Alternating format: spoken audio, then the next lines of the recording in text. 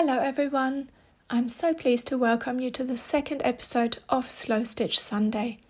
I'll put the link to the first episode in the description below for those of you who weren't here last week. And I really appreciate the feedback on my experiment with the background music. I'll adjust the levels for today so that you can still hear the wonderful sound of thread going through fabric and all the other relaxing sounds of stitching. I'm just finishing off a few crosses here. I love adding them as a filler. They are so simple to do. Stitch a few elongated straight stitches, a little more spaced apart than a regular running stitch, and then stitch another line going perpendicular. And of course they don't have to be all lined up. You can scatter them randomly across your surface. To travel the thread a short distance to a new area, I go underneath other stitches on the back. Bear in mind though that a dark thread on a light fabric would shine through, so in that case you would be better off to tie off the thread and then start again.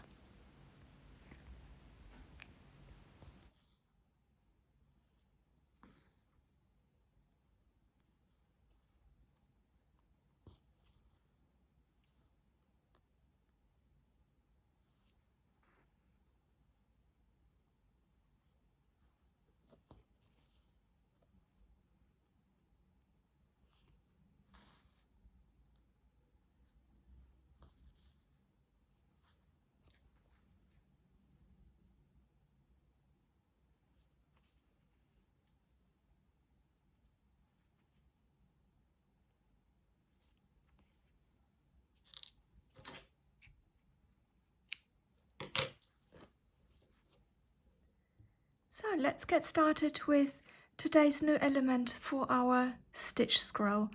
And I thought we could use the split back stitch to stitch a few letters. I'm going to add a short affirmation to the stitch scroll, and you can just choose a word or two that are meaningful to you. So I am using a piece of linen and I have torn the edges because I do love the frayed edges, and we'll use just a thin marker, and these threads are what I'm going to use today. They are by Aurifil 8 weight from the wonderful Indelible collection, and a big thank you to Aurifil for sending them to me in support of this slow stitch series. If you are using embroidery floss, then you can split the strands and decide how thick you want the stitches to be. Now, I don't normally use an embroidery hoop, but I did have this really cute dinky one here, and I will try to use this because it might just be wide enough for this to fit under, but I'll have a look how that goes. But you certainly don't need one for this project today. The curse of filming, I managed to mess this up already by forgetting a letter. So I'm just gonna turn this round. It's thick enough, thankfully, for that not to come through.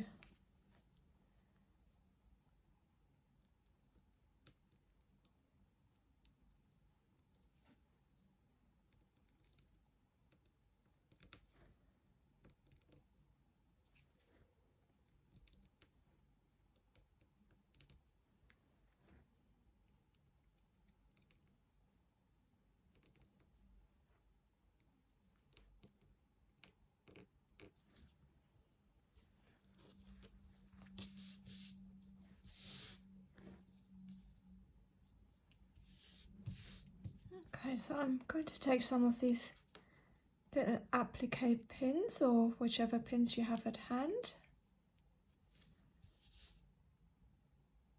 I've actually decided not to use because I'm not used to using it, it probably would make it a little bit awkward. But I know a lot of you do love using a hoop, so Just do what feels good for you.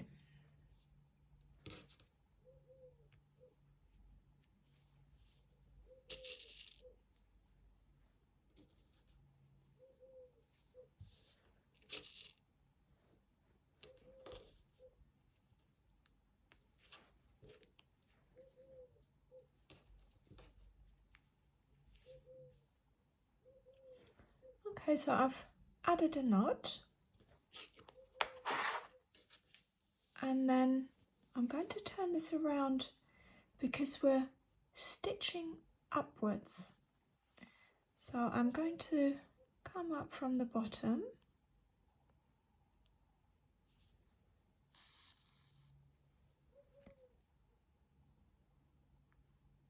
keeping my stitches fairly small at this stage.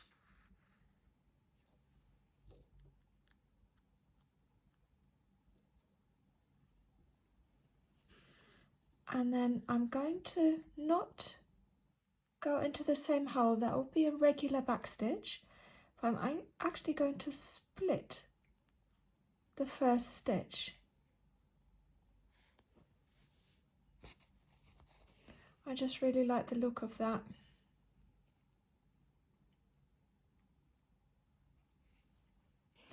When you're on a straight, you can make the stitches a little bit longer. But especially around curves, it's important that you keep them quite small to make them look smooth, and I can't think of the word, you know what I mean, to get around the curve.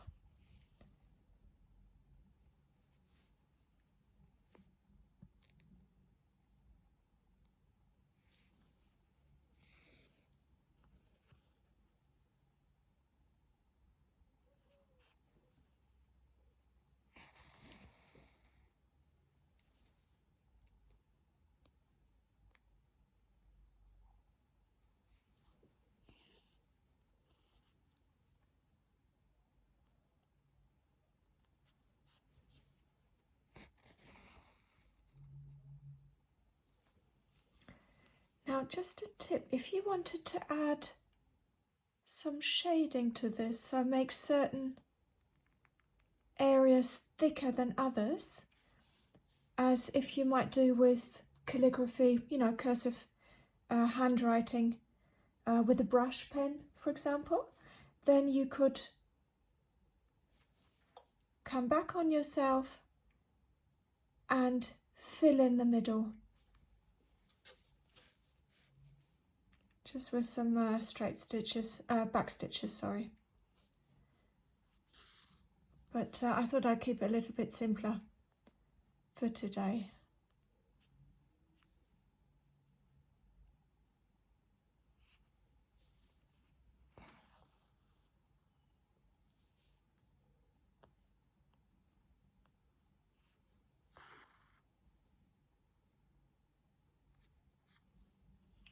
You could actually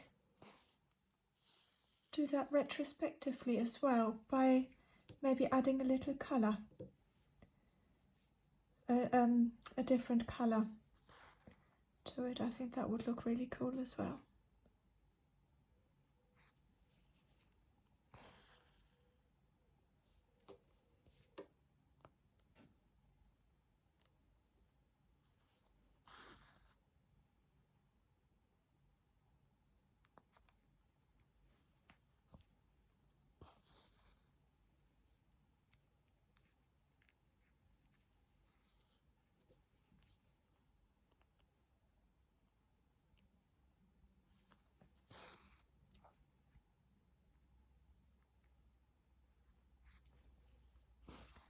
Using this same technique to do letters, you could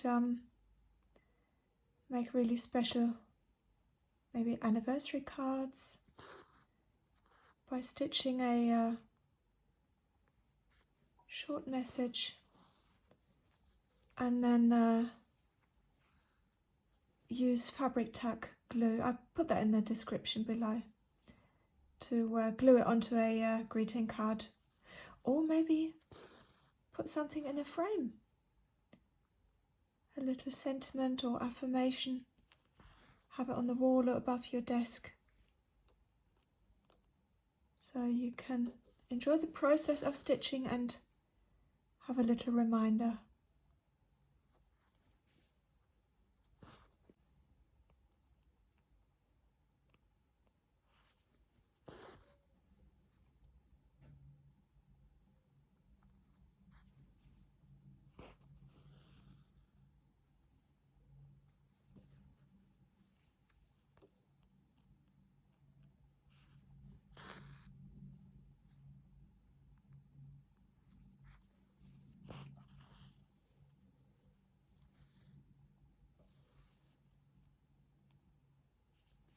There are other ways that you can do letters as well. You could use a stem stitch, for example, or some people like to use couching.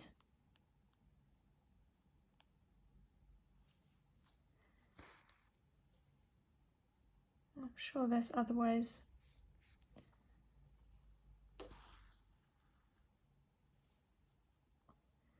This is quite a tight curve, so I'm going really small.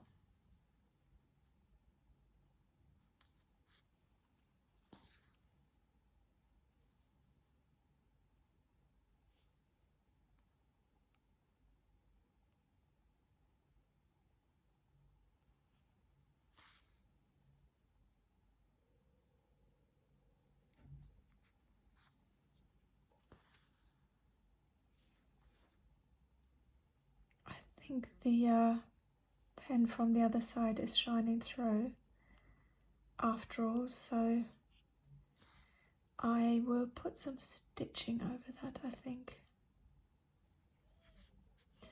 So that's the whole thing about the stitch scroll, is it doesn't really matter.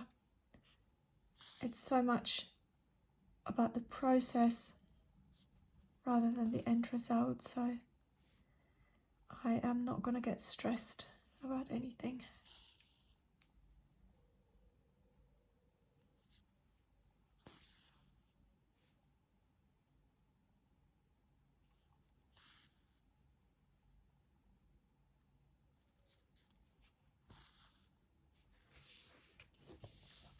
So this is the first letter.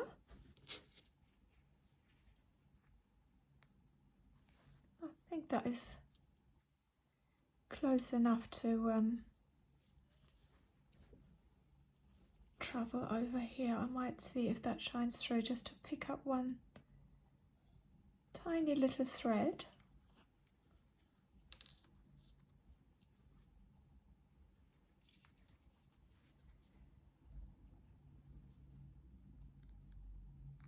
And maybe another one just up here.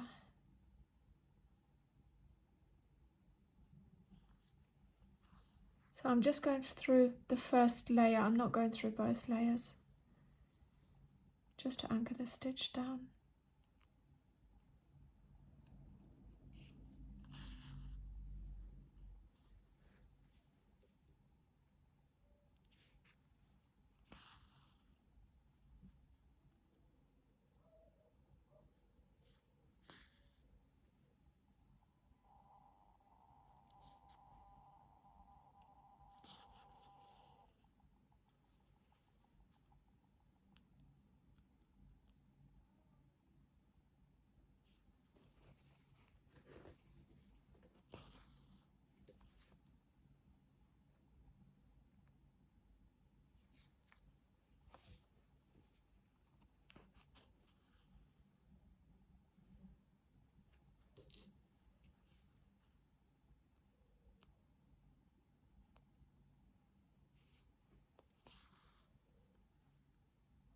I probably should have used a heat erasable friction pen,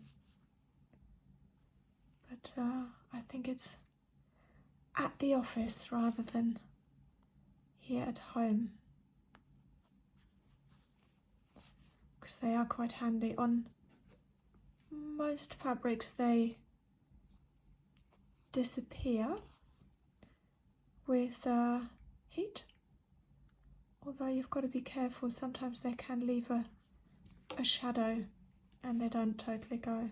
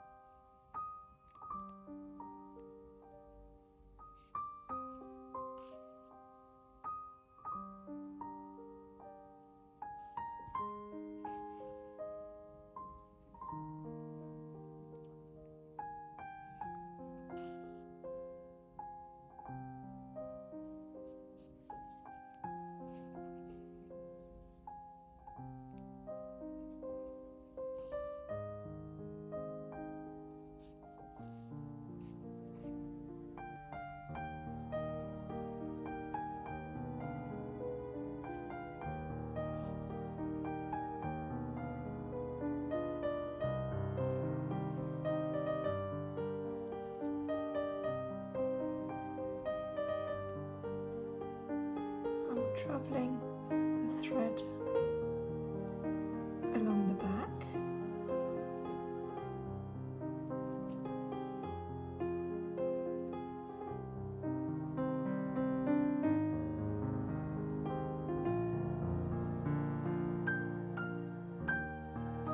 and I can come out here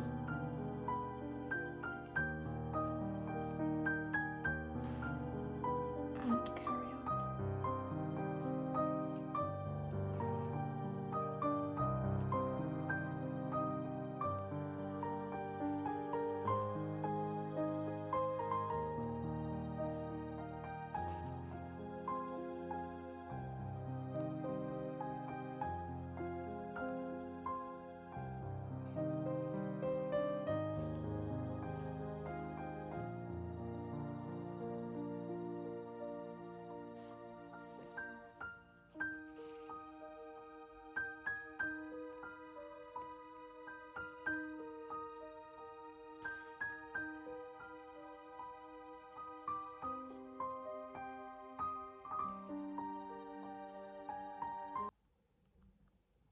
What I really like about this is that when you draw out the letters, to some degree it actually contains your handwriting, so it makes it really personal, you know, especially if you're stitching for a loved one.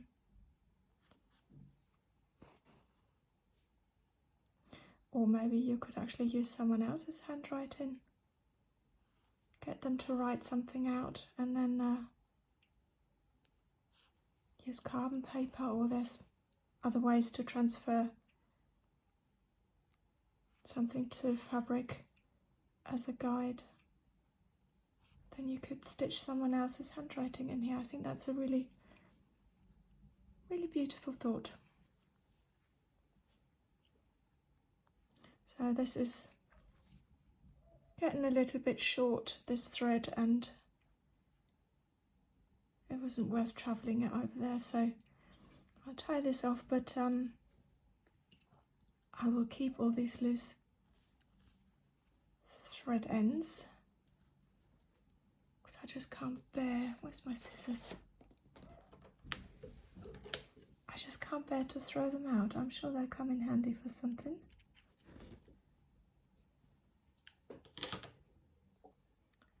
Let me show you a French knot that I'm going to use just for the dot on the eye. So I've got a new thread here with a knot at the end, and then you grab your thread in your non-dominant hand. So if you're left-handed, you'll do it the other way around, and then you wrap this around the needle twice, and then I usually put my finger down so I keep the tension in the thread and then go back close to where I came up, but not in the same hole, obviously, otherwise you'll undo the thread. So I'm still keeping this under tension, and then I'm just pulling the thread through.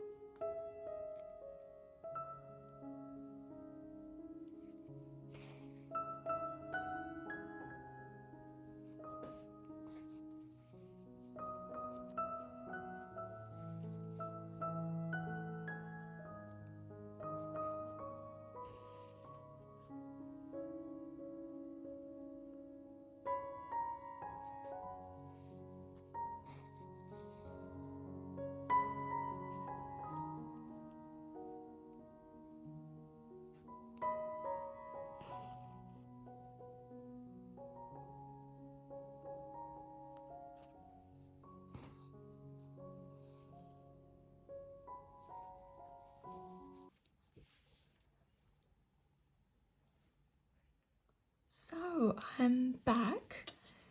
I did a little stitching last night and I've just got one more letter to do, the B here.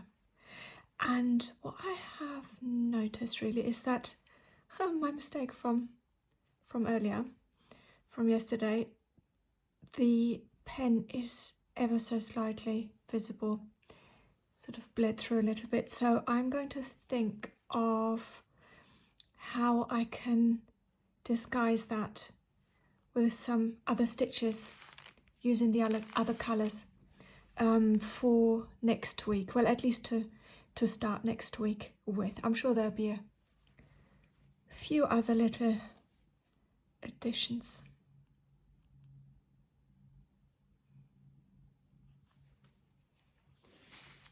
I hope you've been enjoying the the split back stitch. It's just got so many creative possibilities. It's really, really handy to have in your arsenal.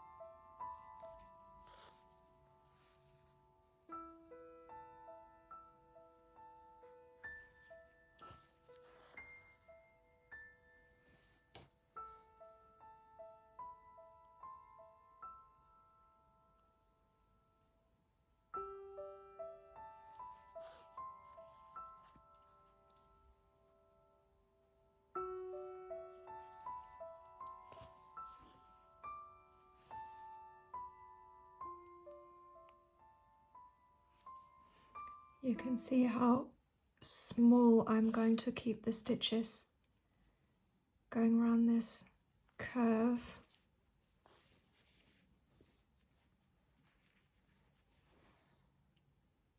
And I probably wouldn't normally use a thread this long, but I don't really want to change another one.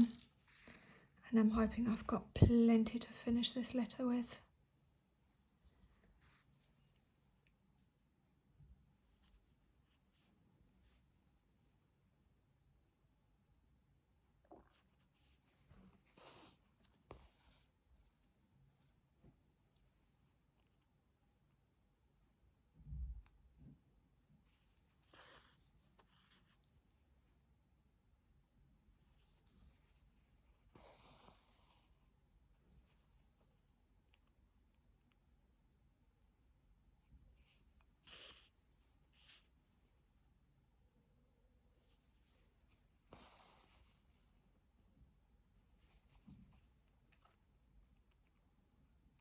You know what?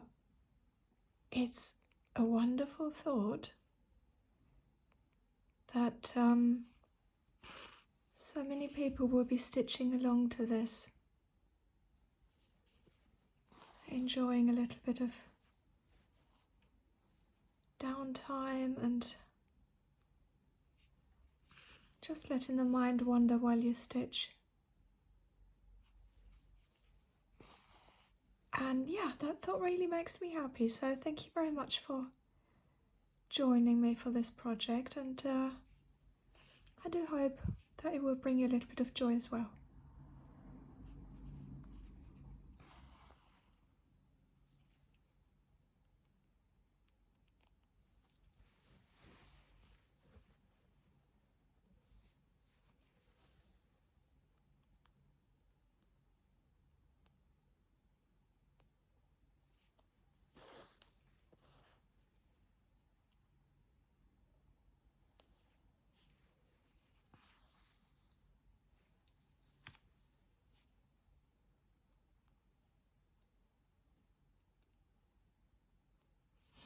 Got a feeling that this is turning out a little bit wonky on the upper curve, but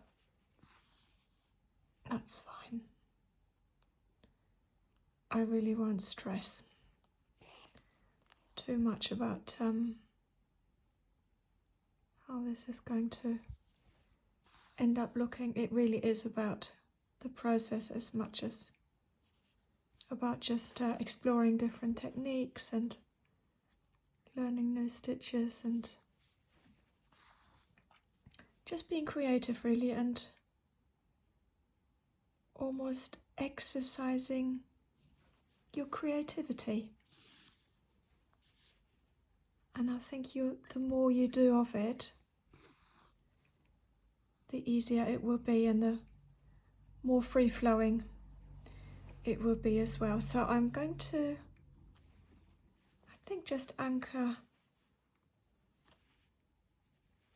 the thread at the back and come out here